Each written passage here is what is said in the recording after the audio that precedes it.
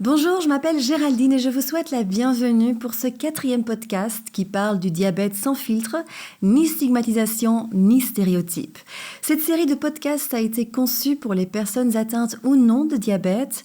Vous entendrez ici des témoignages inspirants de personnes vivant avec un diabète, de leurs proches et d'experts qui vous raconteront leur parcours de vie avec le diabète. Nous espérons que ces témoignages vous permettront d'en apprendre plus sur le diabète, qu'ils vous inspireront et vous rassureront. Aujourd'hui, nous allons aborder un sujet à la fois délicat et essentiel, la gestion du diabète chez les enfants. Pour en parler, j'ai le plaisir d'accueillir Priscilla, la maman de Jade et Lou, des jumelles de 9 ans qui vivent avec le diabète depuis l'âge de 3 ans. Priscilla va partager avec nous son expérience de mère face à ce défi. Bonjour Priscilla. Bonjour Géraldine. Bonjour, merci d'être là aujourd'hui. Alors, tout d'abord, pour nos auditeurs, Priscilla, tu habites à Anderlu, tu as 34 ans et tu es donc maman de Jade et Lou.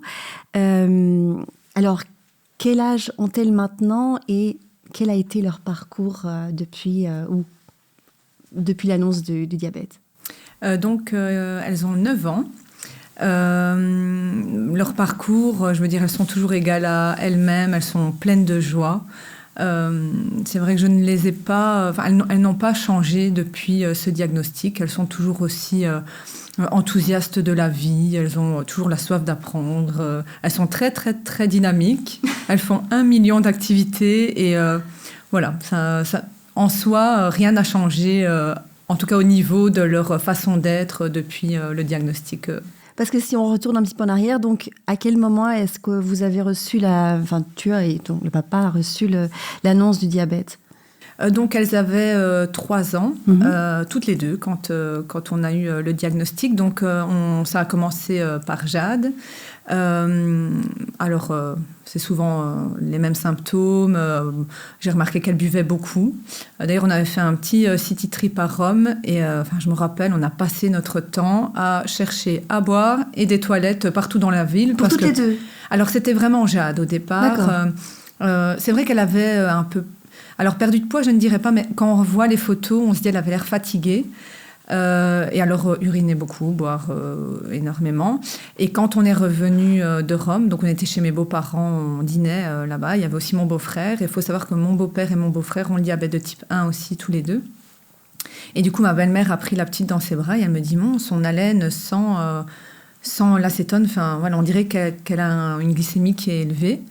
Donc la glycémie, c'est le taux de sucre qu'on a dans le sang. Et donc tout de suite, elle a pris le pic et elle a piqué son doigt. Ah d'accord. Oui, parce qu'on avait tout à disposition, vu que mon beau-père et mon beau-frère ont tout le matériel. Et là, en fait, on a eu cette valeur qui est arrivée sur l'appareil en disant taux supérieur à 400, me semble-t-il. D'accord, parce que en fait, pour avoir un taux normal, il doit être entre combien et combien ? Voilà, en fait, un taux, je veux dire, en tout cas pour mes filles, on dit qu'entre 60 et 150, c'est un bon taux. En dessous de 60, c'est une hypoglycémie. Au-dessus de 150, c'est une hyperglycémie. D'accord. Bon, voilà, après, il y a des paliers d'hyperglycémie qui sont plus ou moins graves. Et du coup, elle, supérieure à 400, c'était vraiment interpellant. Alors, c'est vrai que moi, je ne m'en rendais pas compte parce que je ne connaissais rien du diabète de type 1. Et quand j'ai vu cette valeur sur l'appareil, je me suis dit, OK, on vient de manger un dessert. Elle a une glycémie qui est élevée, c'est normal, elle a du sucre dans le sang. Et donc, ma belle-mère me dit, non, c'est pas normal. Et je réagissais pas. Donc, elle repique. Et là, supérieur à 400 s'affiche. Et voilà. Et puis après, tout s'est enchaîné. On a pris Jade, on est à l'hôpital et on a fait tous les examens qui ont confirmé donc le diabète de type 1. Et pour Lou, du coup, vous avez fait les tests en même temps ou vous avez juste concentré tous les tests sur Jade ? Alors justement, le diabétologue nous avait proposé de faire des tests pour voir s'il y avait des risques que Lou aussi ait le diabète de type 1. On avait refusé avec mon mari parce que franchement, après 10 jours où déjà on avale la pilule, on s'était dit... on sentait que c'était vraiment trop fébrile à ce moment-là. On n'avait pas besoin de cette nouvelle en plus. Et on s'était dit aussi qu'on reconnaîtrait certainement les symptômes. Et donc, Lou, ça s'est déclaré 3 semaines après. Donc, on a passé 10 jours à l'hôpital. D'accord. On est rentré à la maison. Et après quelques jours, On l'a vu 3 semaines après, mais finalement, je me demande si c'était pas déjà avant, parce qu'en fait, après quelques jours que l'on soit revenu à la maison, les pipis au lit ont recommencé, un soir, 2 soirs, 3 soirs.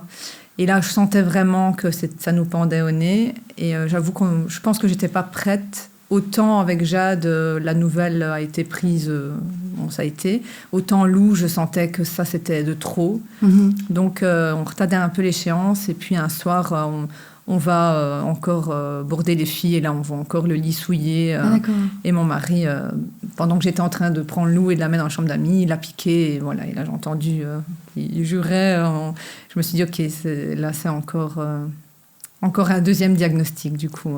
Et du coup, comment tu as réagi parce que j'imagine qu'il faut être fort et forte pour aider les enfants et faire tout ce qu'il y a à faire. Mais après, il y a peut-être un contre-coup aussi, j'imagine. Oui, en fait, vraiment. Parce que quand là, donc mon mari pique, j'entends qu'il est là, oh non, encore. Et donc là, je me dis, OK, j'ai compris. Et en fait, c'est dingue parce que donc on les laisse au lit. Il était peut-être 1h du matin. On va dans notre lit. Et au lieu de réagir, on se couche. Et parce que là, quand il a piqué, c'était supérieur à 400 encore. Et là, on se couche. Et genre, il a fallu quelques minutes où on a, je pense, dû métaboliser un peu cette information. Et après quelques minutes, on s'est réveillé, on s'est dit, bon ben voilà, on prend les sacs, on sait exactement ce qui nous attend cette fois, on a fait les valises, on a réveillé les filles en disant, d'accord. Voilà, Jade, Lou a le diabète comme toi, Jade, donc il faut aller à l'hôpital, habillez-vous. Et dans la voiture, ça je me rappellerai toujours, donc c'était la nuit, donc mon mari et moi, on ne parlait pas, parce que franchement, il fallait vraiment qu'on avale cette nouvelle info. Ouais. Et on entend les filles qui parlent derrière, et donc on a Jade qui dit à sa sœur... Donc déjà, Lou avait hâte d'avoir la même pompe que Jade, parce qu'il faut savoir que Jade a une pompe à insuline. Et donc Lou fait je vais avoir aussi une pompe. Bon, donc ça, voilà, petite anecdote. Et Jade lui dit, oui, tu vas voir, ça fait pas mal, tu verras, enfin, je t'aiderai. Donc, et on entendait cet échange. Donc en soi, nous, on était vraiment très tristes à ce moment-là, mais de les entendre, ça a vraiment donné une autre dimension à ce moment. Voilà, dans le noir, tous les cas dans la voiture, en pleine nuit, et de les entendre parler comme ça derrière. Ça a dû vous rassurer en tant que parents, mais bon, après, oui, c'est vrai qu'elles se sont beaucoup entraidées, j'imagine. Oui, énormément. Jade a été là à toutes les étapes aussi pour Lou. C'est vrai que ça a été vraiment on l'a vécu 2 fois complètement différemment. La première nouvelle, c'est une chose, et puis la deuxième, on sait exactement tout ce qui nous attend. On a déjà eu tous les questionnements, vous savez, de se dire, OK, mon enfant a le diabète, qu'est-ce que ça implique à long terme ? On avait déjà eu tout ça, donc là, c'était différent, je trouve. Pour moi, personnellement, c'était beaucoup plus difficile à vivre, le deuxième diagnostic. Et en soi, entre elles, oui, Jade a tout le temps toujours été là, elle essayait de la rassurer. Et alors, Lou, on lui avait mis le gaz hilarant pour toutes les prises de sang. Et tout le long, elle était là à dire « Et moi, je veux la même pompe que Jade !» Donc, c'est assez marrant en soi dans le moment. Et alors, avec mon mari, on se disait « Mon Dieu, si elle savait », parce que les soins sont très difficiles à vivre. Donc, voilà. Et ça, c'est la petite anecdote avec la pompe. Donc finalement, elles avaient 3 ans, c'est jeune, mais en même temps, est-ce qu'elles ont pu comprendre ce que ça impliquait à long terme ? Je ne sais pas si c'est difficile ou facile à comprendre ça à cet âge-là. Oui, je pense pas. On a toujours beaucoup parlé avec elles. On leur explique avec les vrais mots ce qui se passe. Donc, elles ont toujours très bien compris. Maintenant, je n'ai jamais... C'est vrai que c'est vraiment la seule chose que j'ai jamais abordée avec elles, c'est les conséquences à long terme. Je trouve que, voilà... Surtout qu'elles savent, par contre, que c'est super important de bien... de faire attention à son alimentation, à bien gérer le diabète, à faire les injections quand il le faut, etc., que ça, c'est très important pour leur santé à long terme. Ça, je leur dis souvent, mais j'ai jamais parlé vraiment des conséquences d'un diabète qui serait mal équilibré. Enfin, voilà, on fait en sorte que, pour l'instant, en tout cas, nous, on a la main dessus, donc on essaye de gérer au mieux. Et on leur dit juste que c'est important à long terme pour leur santé. Et du coup, donc ça, c'était à l'hôpital, vous étiez à l'hôpital, après vous êtes rentré à la maison. Après, comment on s'organise au jour le jour, tous les jours, comment vous vous êtes organisé en tant que famille Alors, donc déjà, premièrement, donc moi, je travaillais à temps plein, donc j'ai pris un congé, je pense, d'1 mois, et puis j'ai travaillé à mi-temps pendant quelques années. Donc ça, c'est déjà une première chose. Et puis vraiment, à la maison, le retour, je veux dire, bon, déjà, ça met quand même un sacré choc parce que quand je suis rentrée, je me rappelle vraiment avoir eu ce sentiment de retrouver ma maison, mais d'avoir l'impression que tout a changé. En fait, à ce moment-là, on sait que plus rien ne sera jamais pareil. Alors, Jade et Lou ont toujours eu une alimentation très équilibrée. Elles ne mangeaient pas de sucre, elles ne buvaient pas de coca.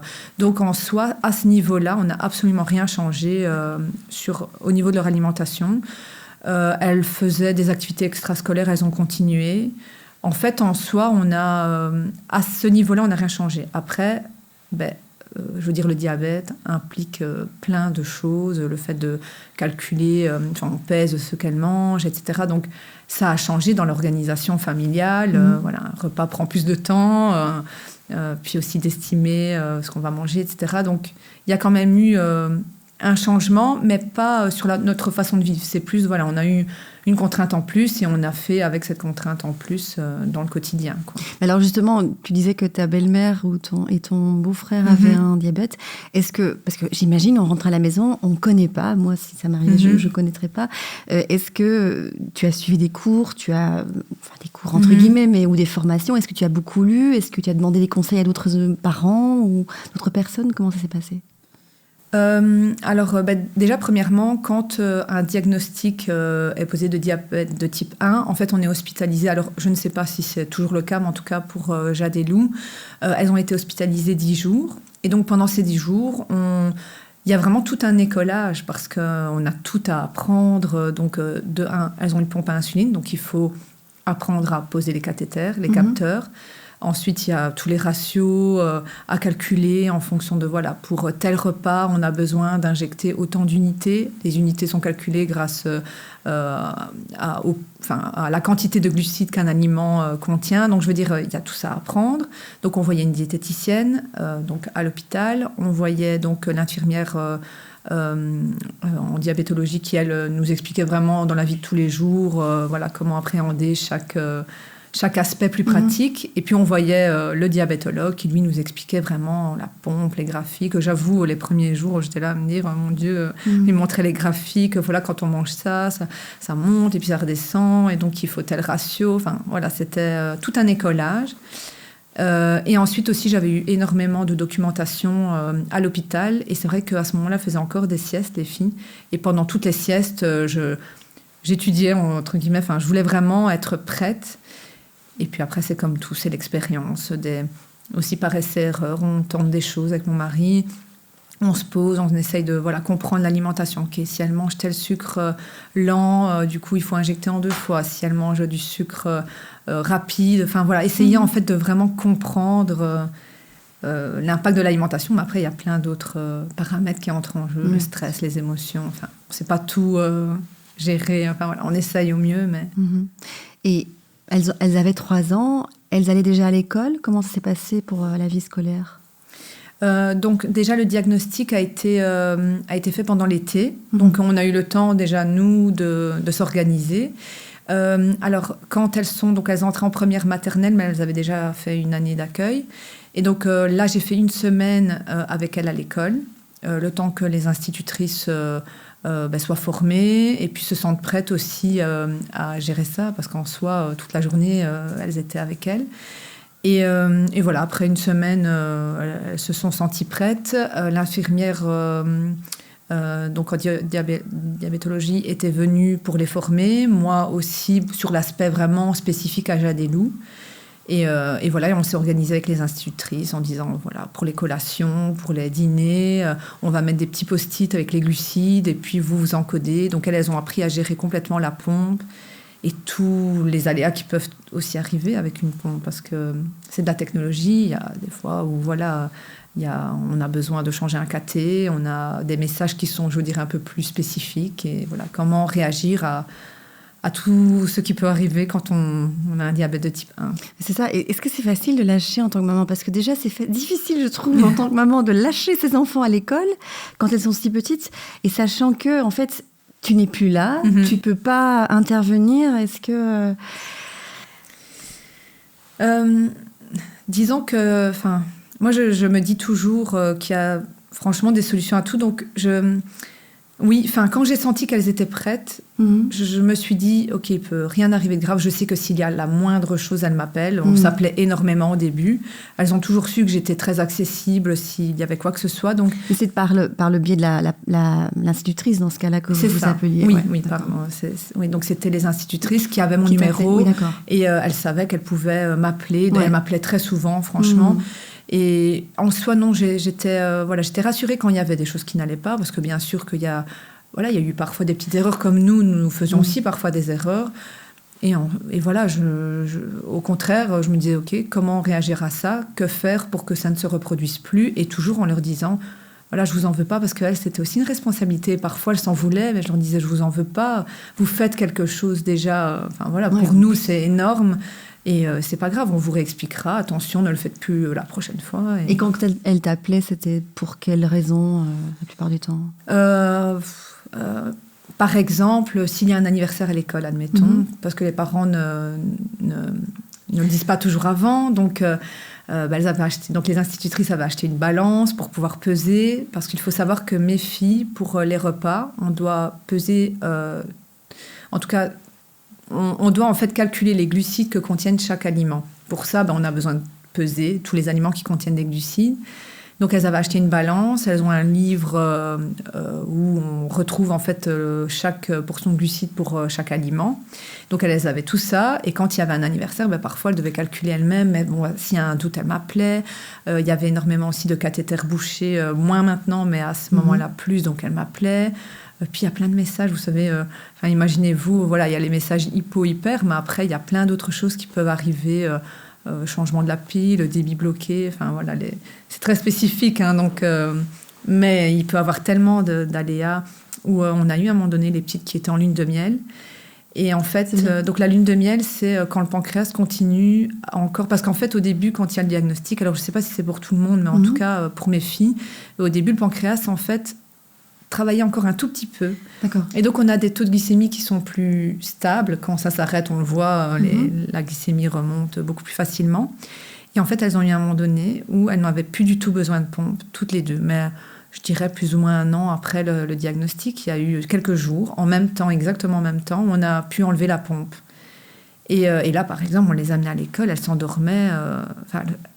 Parce que nous, on avait injecté. Donc, quand on injecte, elles mangent du sucre, la glycémie redescend vu qu'on a injecté de l'insuline. Mais là, il y avait encore le pancréas qui a recommencé à fonctionner.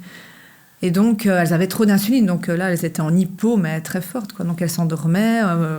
Donc, les institutrices nous appelaient et on a mis du temps avant de se rendre compte qu'en fait, elles étaient dans la partie lune de miel, avant que tout s'arrête complètement et que là, elles avaient, plus du tout d'insuline qui était produite par le... D'accord, c'était un peu les cas pour lesquels, ce qui est normal en fait, parce que c'est un petit peu... Voilà, c'est plus spécifique, c'est des choses qu'on ne sait pas prévoir à l'avance, quoi. Et tu parlais d'un anniversaire à l'école, mais j'imagine qu'elles étaient aussi invitées à des anniversaires de copines ou de copains. Comment ça se passait dans ce cas-là chez des parents qui peut-être ne connaissaient pas le diabète? Est-ce que tu les laissais avec confiance? Est-ce que tu expliquais aux parents? Comment ça se passait? Alors, donc, au début, jusqu'à il y a, je dirais, 2 ans, donc je les accompagnais à tous les anniversaires. Et tu restais? Et je restais. Donc, je prévenais les parents qui étaient souvent au courant de la situation en leur disant « Est-ce que je peux rester ?» Bien sûr, ils me disaient que oui. Et du coup, là, je faisais l'anniversaire. Et moi, au moment du gâteau, ou alors s'il y a des bonbons, des chips à table, je faisais le nécessaire. Et alors après, donc grâce au fait justement parce que je participe parfois à des événements d'association et en parlant avec une maman, elle m'avait donné l'idée de leur mettre en fait un gâteau déjà dans une boîte et d'échanger le gâteau avec l'autre maman, comme ça elle pouvait aller seule à l'anniversaire, parce que c'est vrai que voilà, quand c'est des anniversaires toutes les semaines, que ça dure 3-4 heures, et voilà. Et donc aussi parce que pour qu'elle puisse finalement avoir un peu plus d'autonomie, se sentir comme les autres, et pas avoir maman toujours là à tous les anniversaires, voilà. Et voilà, du coup, on échangeait les gâteaux d'anniversaire, et pour qu'elle puisse aller toute seule. Et comme ça, moi, en fait, grâce à ça, je savais peser à la maison le gâteau d'anniversaire et mettre les glucides, et puis elle savait encoder elle-même. Mais du coup, aujourd'hui, elles ont 9 ans. Ça fait depuis 6 ans qu'elles vivent avec le diabète. Est-ce que parfois elles sont en colère? Est-ce qu'elles se sentent frustrées ou est-ce que tout va bien? Alors, par rapport au diabète en soi, elle n'exprime jamais vraiment de colère par rapport à ça. Par contre, au niveau des soins, donc le changement de cathéter, de capteur, ça a été très, très difficile. Enfin, on a fait un long chemin pour arriver aujourd'hui à ce qu'elle les mette elle-même, l'une à l'autre parfois.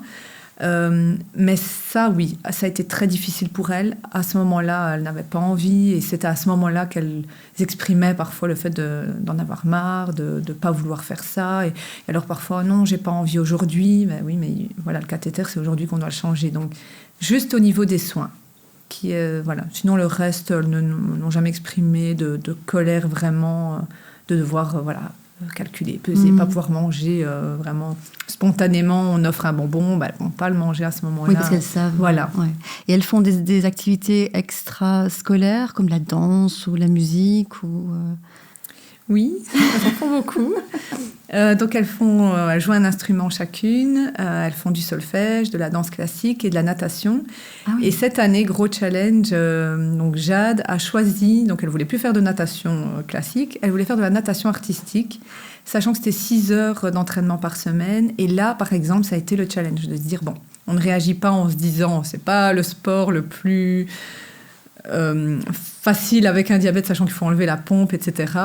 Mais voilà, comment peut-on faire pour que ça se passe bien? Et du coup, ici, ça fait depuis le début de l'année qu'elle a commencé. On a fait tout un protocole, on va dire, voilà, de gestion du diabète pour que ça se passe bien avant, moitié, après l'entraînement. Et comme ça, voilà, elle a pu quand même faire la natation. On a aussi formé la coach en natation artistique. Comme ça, voilà, toutes les personnes qui l'entourent peuvent aussi réagir s'il y a quoi que ce soit, parce que nous, on ne reste pas pendant les entraînements. Vous ne restez pas, mais est-ce que vous voyez à distance leur taux de glycémie, par exemple, ou est-ce qu'elles gèrent complètement tout elles-mêmes? Elles gèrent complètement. En fait, on les a vraiment formées, finalement, à pouvoir gérer elles-mêmes leur diabète de type 1. C'est vrai que pendant chaque vacances d'été, on essaye de mettre le focus sur un aspect. L'année passée, c'était l'encodage dans la pompe et lire toutes les alertes. Cette année, c'était le comptage des glucides, peser, etc. Donc, en soi, elles deviennent vraiment de plus en plus autonomes. Donc là, on les laisse. Elles savent exactement comment faire. Parfois, on révise un peu en disant, voilà, si tu as tel taux, comment faire, comment tu te resucres, etc. Et on a, franchement, jusqu'ici, tout s'est toujours bien passé, quoi. Et tu disais, donc, elles ont un diabète de type 1. Je pensais peut-être utile de rappeler aux auditeurs quelle est la différence entre un type 1 et un type 2. Alors, voilà, je ne vais pas aller trop dans le médical, mais je dirais que je pense que le type 2 est plus, est lié... J'ai peur de mal m'exprimer, mais en tout cas, le type 1, c'est, je veux dire... c'est pas lié à une hygiène de vie, une mauvaise alimentation, etc. C'est vraiment très différent. Déjà, le type 1, souvent, il apparaît chez l'enfant. Et puis, c'est un traitement qui va se faire via des injections d'insuline. Alors que le type 2, je sais qu'il peut aussi se traiter par injection d'insuline, mais on va prendre des médicaments. Il se déclare souvent plus tard, à un âge bien plus avancé. Donc voilà, c'est pas... En fait, c'est 2 maladies qui s'appellent de la même façon, mais qui finalement sont différentes. Des affections différentes, oui. Et alors, ça vous est tombé dessus en tant que parent. Est-ce qu'il y a des associations qui peuvent vous aider, avec qui vous pouvez parler, des personnes qui ont les mêmes questions, les mêmes préoccupations? Alors, moi, personnellement, je fais partie d'une association qui s'appelle Diabule. Et... En tout cas, ça m'a énormément aidée, parce qu'en parlant avec d'autres parents qui vivaient les mêmes choses que nous au quotidien, on s'est donné des petites astuces, comme l'histoire du gâteau et de l'anniversaire. Donc, personnellement, ça m'a énormément aidée à appréhender plein d'aspects de la vie pratiques qu'on retrouve moins. Je veux dire, le médecin peut nous aider sur plein de choses, mais c'est vrai que ça, c'est très spécifique. Et parler avec d'autres parents, finalement, ça aide à répondre à plein de questions que l'on a. Donc... En tout cas, nous, ça nous a beaucoup aidés. Et comment envisages-tu l'avenir de Lou et Jade? Comme l'avenir d'un autre enfant qui n'aurait pas le diabète de type 1. Oui, c'est une question un peu bizarre, mais voilà, c'est une question que je me posais en fait. Est-ce qu'on se pose des questions en tant que maman parce qu'elles ont cette affection? Est-ce qu'on se pose des questions plus que s'ils ne l'avaient pas eu? Alors, oui, bien sûr, en tant que parent, par exemple, la grossesse. Je me dis, j'espère que le jour... Parce que je sais aussi que les hormones, les changements hormonaux peuvent aussi avoir une influence sur les glycémies, etc. Donc là, je me dis, bon, voilà, quand elles vont devenir adolescentes, quand elles vont être enceintes, j'espère que tout se passera bien pour elles. Et alors, surtout, bien sûr, moi, ma préoccupation première quotidienne, c'est de me dire, j'espère qu'elles n'auront aucune conséquence d'un diabète mal équilibré. Et donc, voilà, nous, on fait tout ce que l'on peut pour éviter ça. Après, ce sera entre leurs mains. Mais c'est vrai que ça, ce serait mon unique questionnement. Le reste, je sais que tout est possible malgré tout, donc je me fais pas trop de soucis. Ouais, parce que j'ai l'impression que ce sont des petites filles très positives, très optimistes, très vivantes, spitantes, comme on dit. Oui. Donc ça, c'est rassurant aussi. Et puis peut-être que comme elles sont deux, parce que moi j'ai aussi deux filles qui sont très proches, on dirait des jumelles. Donc du coup, moi ça me rassure parce qu'elles ont toujours l'une l'autre, elles se reposent beaucoup l'une sur l'autre. J'ai l'impression que c'est un peu le cas aussi pour Lou et Jade. Oui, elles sont très, très fusionnelles. Et c'est vrai qu'elles s'entraident toujours. Par exemple, quand avant, c'était difficile pour les soins, les changements de cathé et de capteurs, l'autre était toujours là à lui tenir la main. Et alors, on voyait que vraiment, elle n'aimait pas voir sa sœur comme ça. Et alors aujourd'hui, par exemple, les changements de capteurs se font sur la fesse. Donc, elles ne savent pas le faire elles-mêmes. Et donc, elles le font l'une l'autre. Oui, non, c'est vrai que voir ça, ce lien de sœurs et de soutien entre elles, c'est très beau à voir. Et avec le recul, est-ce que tu aurais fait des choses différemment dans les 6 ans qui viennent de passer? Alors bien sûr, on évolue.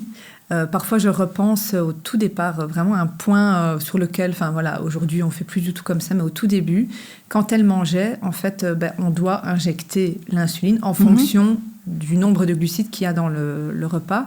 Et en fait, on leur demandait toujours d'estimer. Mais imaginez-vous un enfant de 3 ans, et elles l'ont toujours fait, elles estimaient. Je vais manger ça. La seule chose, c'est que, en fait, il fallait qu'elles mangent leur assiette, quoi. Si elles avaient dit, je vais manger ça, quitte à parfois essayer vraiment qu'elles mangent. Ça, aujourd'hui, on ne le fait plus. Je me dis, elles n'ont plus faim. Moi, si j'ai plus faim, je ne me force pas. Et si elles en veulent encore, tant pis. On resserre un petit peu et on verra après comment gérer au niveau de la glycémie. Mais voilà, au début, c'est vrai qu'on était là, plus, rigide sur ce point-là, à dire, tu as estimé ça et il faut le manger maintenant parce qu'on a injecté autant. Alors que finalement, on peut toujours s'adapter. Donc ça, on a appris vraiment avec le temps. Et pour finir, ça rejoint un petit peu cette question, ou ça peut être autre chose. Pour finir, qu'est-ce que tu aurais envie de dire à des parents qui font face au diagnostic d'un diabète de leur enfant? Est-ce qu'il y a un message que tu voudrais leur faire passer? Oui. Déjà, je veux dire, bien sûr, il y a cette phase d'acceptation. Et il faut, chacun prend le temps dont il a besoin pour accepter. Mais finalement, plus vite on accepte et plus vite on se tourne vers l'avant, l'avenir, et on se dit, comment on peut faire pour que nos enfants vivent ça au mieux. Personnellement, je pense et je vois que mes filles le vivent comme ça aussi. En fait, le diabète, c'est pas un frein. Il ne nous empêche de ne rien faire. En fait, en soi... pour nous, ça n'a jamais été ni un frein ni une excuse. On tient compte du diabète parce qu'en effet, ça implique plein de paramètres dont il faut tenir compte, mais tout est possible, même avec le diabète de type 1. Mes filles, franchement, en sont la preuve. Ça ne les a jamais arrêtées dans aucune activité. On se pose, on essaye de trouver une solution, comment faire les choses. On fait des randonnées, on fait des sorties, on va à la plage une journée. On s'adapte et... le diabète n'est pas un obstacle à réaliser ses rêves. C'est une belle conclusion. Merci Priscilla d'avoir partagé ton expérience avec nous et avec les auditeurs. Et c'est ainsi que se termine notre 4e podcast Let's Talk Diabetes. Merci pour votre écoute. Nous espérons vous avoir inspiré et vous donnons rendez-vous pour le prochain épisode de Let's Talk Diabetes. Vous aimeriez disposer de plus d'informations sur le diabète, trouver davantage d'inspiration? Rendez-vous sur letstalkdiabetes.be. Cette série de podcasts est une initiative d'Abbott Diabetes Care et a été réalisée avec le soutien de l'Association du diabète, le fonds Hippo and Friends pour le diabète de type 1 et la Diabetes Liga. Toute personne vivant avec un diabète peut faire appel au soutien de l'Association du diabète en formant le 02 374 31 95 du lundi au vendredi de 9h à 12h30 ou par email à info@diabète.be.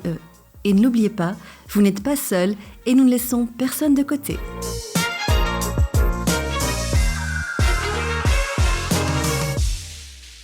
Les points de vue, positions et opinions exprimés dans ce podcast sont uniquement ceux des personnes impliquées et ne reflètent pas nécessairement les points de vue des laboratoires Abbott. Les points de vue, positions et opinions représentés ainsi que toute référence à un produit ou une entité spécifique ne constituent pas une approbation ou une recommandation de la part d'Abbott. Les personnes interviewées n'ont reçu aucun produit ni aucune compensation en échange de leur opinion honnête et de leur critique de produit. Les informations fournies ne sont pas destinées à être utilisées pour un diagnostic ou un traitement médical, ni pour remplacer un avis médical professionnel.